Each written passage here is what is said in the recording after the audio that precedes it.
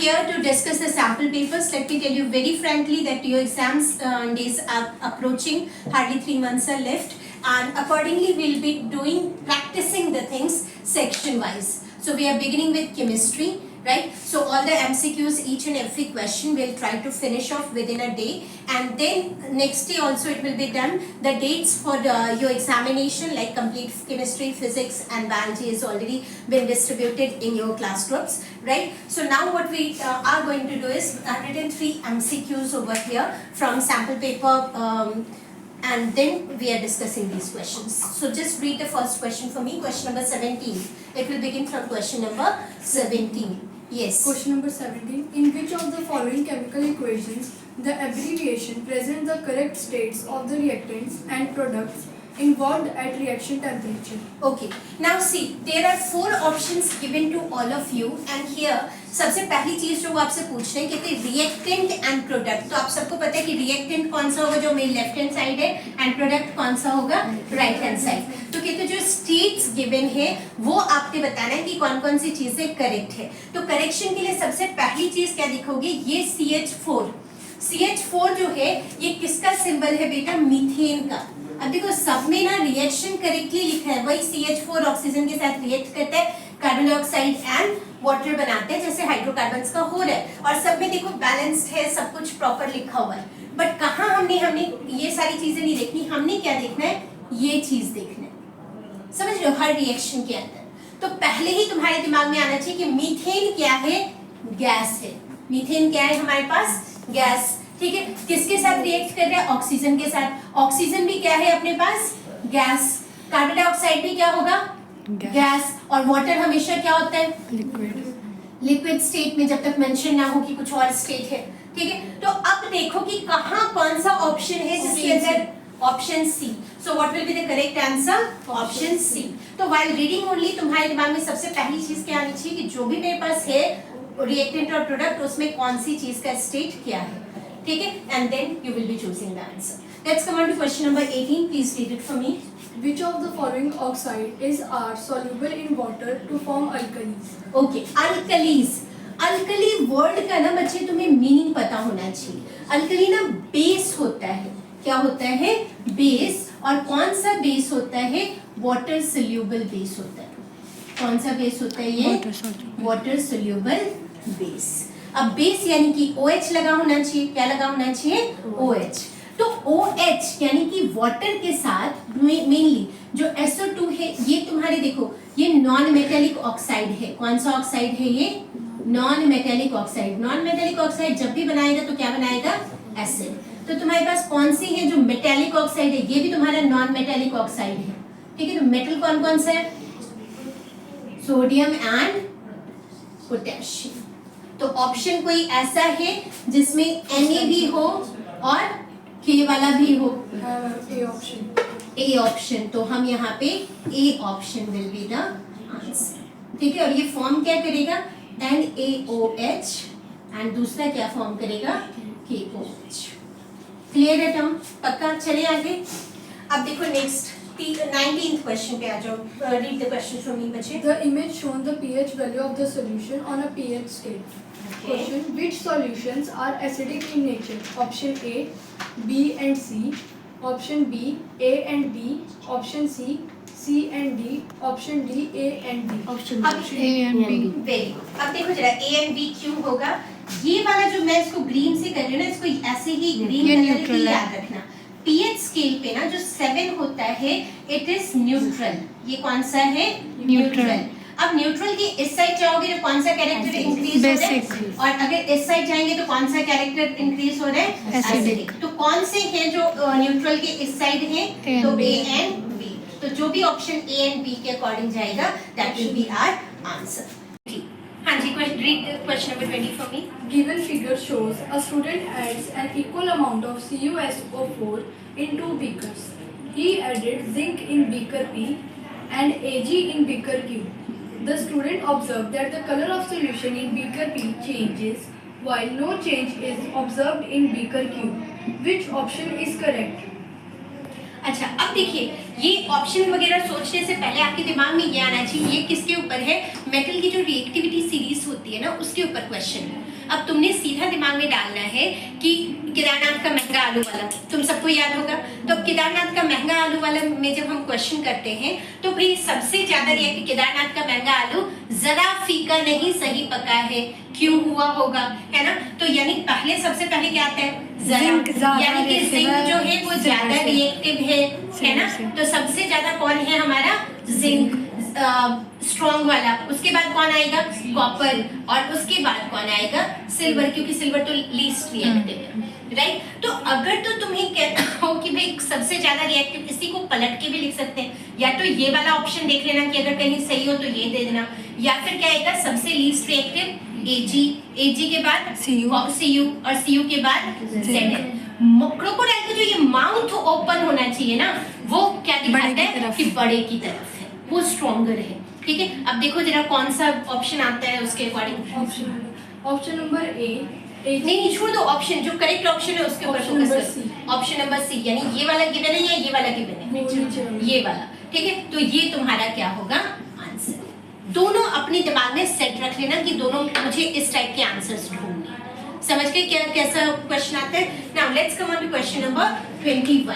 अब question number 21 को देखो, कहता है दो रिएक्टेंट है, एक तुम्हारा पोटेशियम आयोडाइड है और दूसरा है सिल्वर नाइट्रेट। अब ये जब क्वेश्चन आता है ना, यहाँ पे metal plus non metal, metal plus group है ये, है ना।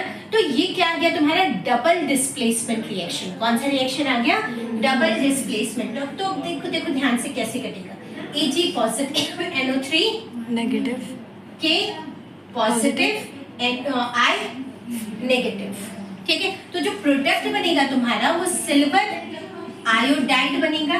पहला, दोनों की वैलेंसी 1 ही है, और दूसरा बनेगा कि NO3। अब देखो कोई ऐसा ऑप्शन है जिसमें ये बनता है, ये तुम्हारा पीपीटी बनाता है। ये क्या बनाता है, पीपीटी। देखो कोई ऑप्शन है ऐसा, क्विकली, तो कौन सा है option, C. So C is the correct answer. Mean तुमने प्रोडक्ट तुम्हारे दिमाग में आ जाना चाहिए कि ये है। चलिए आगे, अब देखो नेक्स्ट क्वेश्चन बोल बेटा। Question number 22, most malleable metals are option A Cu and Ai, option B Al होगा बेटा, एल्यूमिनियम होगा, हाँ, और option B Fe and Pb, option C Ag and Au, option D Na and Mg। अब सीधी सी चीज है, ज्वेलरी में हम सबसे ज्यादा बारीकियां होती हैं, तो option C, that is silver and gold. Malleable का क्या मतलब होता है बच्चे, मेलिएबल मतलब उसको पीट के लंबा सा चादर जो है वो बनाया जा सके, ठीक है, हाईली मेलिएबल। तो सबसे ज्यादा malleable Ag and Au, silver and gold. जहां कहीं भी हो वहां पे डाल दे, राइट। हाँ जी। नेक्स्ट क्वेश्चन देखिए, structural formula of ethyl is ethyne. अब ध्यान से देखो, इथ का क्या मतलब है कि कार्बन कितने होने चाहिए हमारे पास, 2, और आइन का क्या मतलब है कि there should be triple bond between these two carbons, ठीक है। तो इनका जो मॉलिक्यूलर फॉर्मूला है वो क्या है, CnH2n -2। तो बताओ जरा फॉर्मूला क्या बना, C2H2।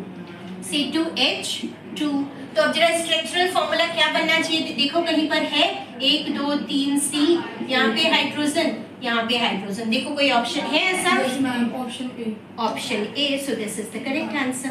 अब समझ गए कैसे तुमने एमसीक्यू अटेम्प्ट करना है। चलिए अगले क्वेश्चन पे। असर्शन एंड रीजनिंग वाला जो क्वेश्चन होता है ना, एक ही क्वेश्चन आता है केमिस्ट्री में, ठीक है। अब तुमने करना क्या है, सबसे पहला काम करना है, ये तुम्हारी बुक का ना डायरेक्ट ऑक्सीडेशन और रिडक्शन, जो रिडॉक्स रिएक्शन वाला टॉपिक है फर्स्ट चैप्टर में ही, उसमें ये आ जाता है, समझ गए। और ये सेम रिएक्शन लिखा हुआ है, तो डोंट गेट कंफ्यूज कि ये रिएक्शन कहाँ से आ गया या कैसे आ गया, ये सेम रिएक्शन उसमें लिखा हुआ है। रिएक्शन को जरा ध्यान से देखो, यहाँ पे मैंगनीज ऑक्साइड है, मैंगनीज ऑक्साइड है, फॉर्म क्या कर रहा है, MnCl2। अब जरा देखो यहाँ से ऑक्सीजन क्या हो रहा है,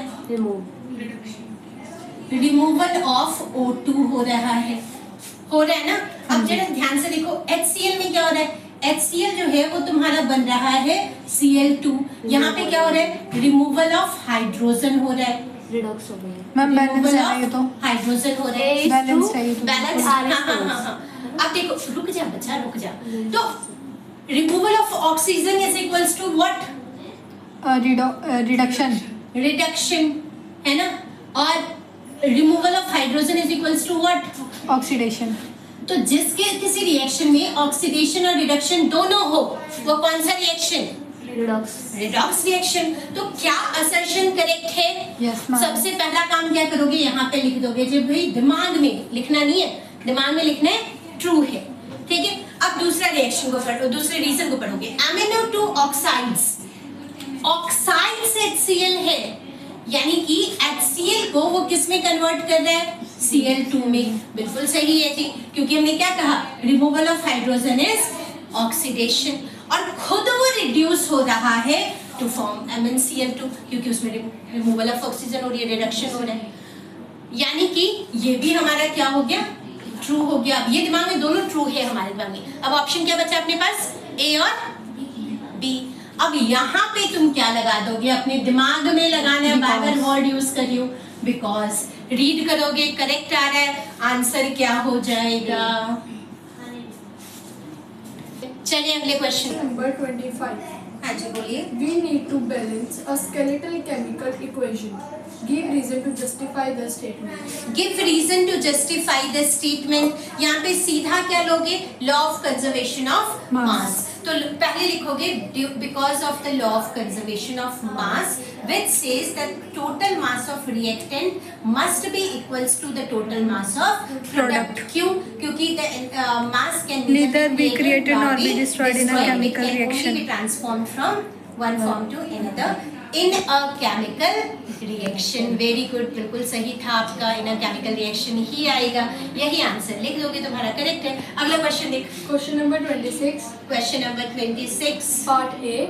Why does carbon show हाँ। catenation to maximum extent? List two reasons. हाँ जी, कैटेनेशन, मैंने कहा था ये वाला क्वेश्चन पक्का आता है ना, और बहुत ज्यादा इम्पोर्टेंट है। तो भाई कार्बन जो है वो आपका कैटेनेशन क्यों शो करता है, तो तुम्हें एक तो रीजन वो वाला बताया था कि कार्बन क्या है, उसकी वैलेंसी, उसका टोटल एटॉमिक नंबर कितना है, 2 4 6 है टोटल। तो आउटर मोस्ट शेल में कितना है, 4। टू गेन 4 और to lose 4 is very difficult. तो वो क्या करता है भाई, कोवेलेंट बॉन्ड बना लेते हैं, ठीक है। इसीलिए दूसरा क्या रीजन दे दोगे, +4 और -4 वाला, वो वाला रीजन दे दोगे। दूसरा क्या बताओगे कि कार्बन कंबाइंस विद इटसेल्फ, ठीक है, टू फॉर्म की कोवेलेंट बॉन्ड बना रहे हैं, तो double bond, triple bond, saturated and unsaturated compounds बना रहा है। तो ये दोनों रीजन लिख दोगे इसमें, ठीक है। और ये डायरेक्ट एनसीईआरटी से क्वेश्चन आया हुआ है, डायरेक्ट एनसीईआरटी से। हाँ जी, अगला क्वेश्चन बोलिए। Option B. Draw electron dot ethane and ethene. Ethane and ethene, देखो तो बच्चे क्या करते हैं ना, इथेन और इथीन में डिफरेंस ही नहीं पता कर पाते। तो इथेन फर्स्ट मतलब एक होगा और इथीन 2। दोनों में कार्बन कितना है हमारा, 2 है। दोनों में कार्बन कितना है, 2 है। तो कौन चेंज होगा, हाइड्रोजन। इथेन का मतलब सिंगल बॉन्ड, यानी ये क्या फॉर्मूला बनेगा, C2H6 CnH2n, और इसको जब बार बार लिखते जाओगे तो तुम्हारे दिमाग में इम्प्रिंट होता जाएगा। इथीन का मतलब डबल बॉन्ड है, तो ये क्या है, CnH2n, यानी C2H4। अब तुमने बनाना क्या है भाई, इलेक्ट्रॉन डॉट स्ट्रक्चर। ये तो तुम लोगों को बार बार समझाया जा चुका है, ये तो रट गया होगा। ये कार्बन 1 2 3 है ना, 4 1 2 3 4। मकसद क्या है भाई, दोनों का क्या कंप्लीट होना चाहिए, ऑक्टेट। हाइड्रोजन बना लोगे क्रॉस, हाइड्रोजन बना लोगे क्रॉस, हाइड्रोजन बना लोगे क्रॉस। आ रहा है कि नहीं आ रहा, पक्का आ रहा है, सबका आ रहा है। अब क्या करोगे, कंबाइन कर दो। क्या इस कार्बन की ऑक्टेट कंप्लीट हो गई, हो गई। पक्का जी। साथ में क्या कर दोगे, हाइड्रोजन हाइड्रोजन हाइड्रोजन हाइड्रोजन, ठीक है। अब दूसरा कार्बन देखो, क्या इस कार्बन का ऑक्टेट जो है वो कंप्लीट हो गया, पक्का। और किस किस का हमने कंप्लीट करना है, हाइड्रोजन का कंप्लीट करना है,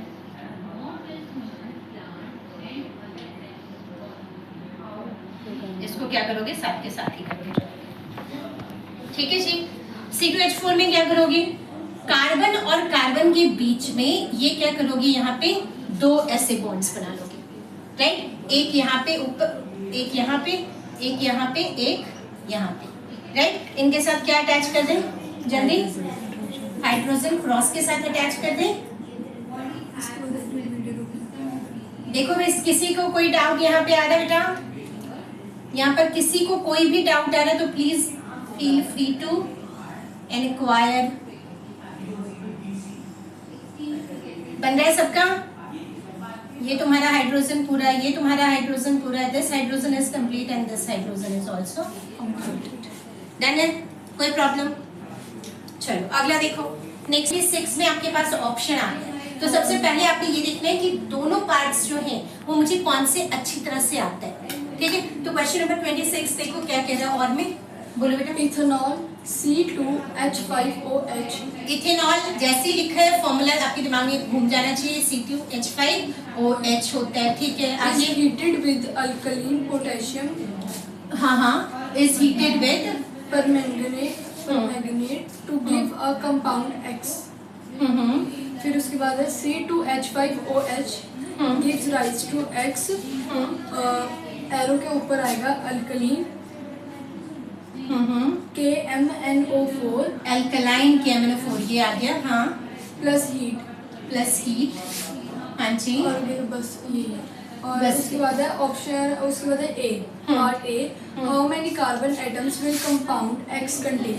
ओके, ठीक है। और बी है compound X is now reacted with ethanol in the presence of an acid catalyst to give a compound Y। Compound Y, तो नेम X एंड Y दोनों आ जाएगा ना आपका। ये आपको रिएक्शन करा रखा है कि अल्कोहल जब कभी भी अल्कलाइन KMNO4 के साथ काम करेगा तो अल्कलाइन KMNO4 क्या करता है, ऑक्सीडाइजिंग एजेंट का काम करता है। क्या काम करेगा ये, ऑक्सीडाइजिंग एजेंट का काम करेगा। तो जब ऑक्सीडाइजिंग एजेंट का काम कर रहा है तो ये क्या सप्लाई करेगा, ऑक्सीजन।